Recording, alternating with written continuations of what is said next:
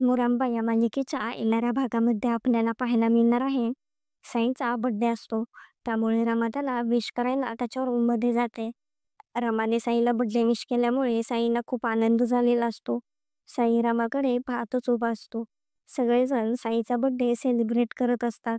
बर्थडेसाठी आणलेला केक हा खूप मस्त झालेला असतो.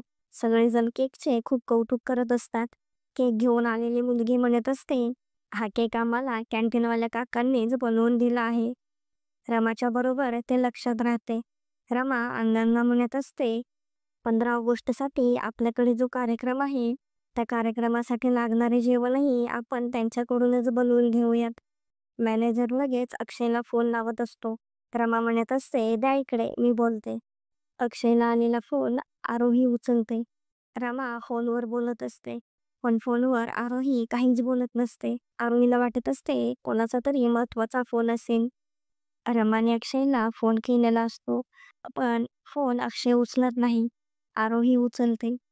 आरोही अक्षयला येऊन म्हणत असते, कोणाचा तरी फोन आला होता तुझ्या फोनवर.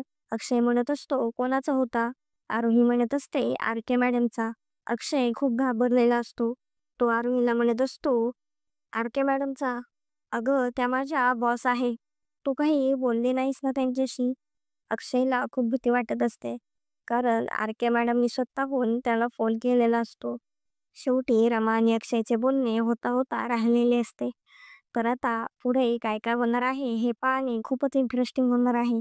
असेच नवनवीन अपडेट जाणून घेण्यासाठी आपल्या चॅनलला नक्की सबस्क्राईब करा.